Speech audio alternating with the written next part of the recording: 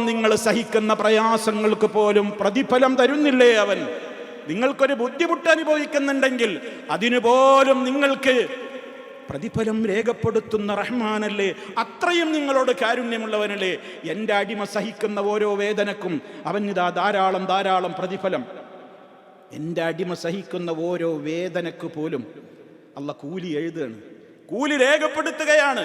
ഏതൊരു മുസ്ലിമായ മനുഷ്യനാവട്ടെ, അവനൊരു മുഅ്മിനായ മനുഷ്യന് എന്താപത്ത് ബാധിച്ചാലും അത് ചെറുതോ വലുതോ എന്തോ ആകട്ടെ, ഹത്ത ശൗക, കാലിൽ ഒരു മുള്ളു കോറിയിട്ട് അവന് വേദന വന്നാൽ പോലും അത് മനുഷ്യൻ സഹിക്കുന്നുവെങ്കിൽ ഇല്ലാ കതബല്ലാഹു ലഹു ബിഹാ ഹസന, അതിലൂടെ അവന് അള്ളാഹു ഒരു നന്മ രേഖപ്പെടുത്താതിരിക്കില്ല. ഔ ഹുത്തതു അൻഹു ബിഹാ ഖതീഅ, അത് മുഖേന അവൻ മാനുഷികമായി അവന്റെ ജീവിതത്തിൽ വന്നു പോയ ഒരു പാപം അവൻ മായ്ച്ചു കളയുകയാണ്.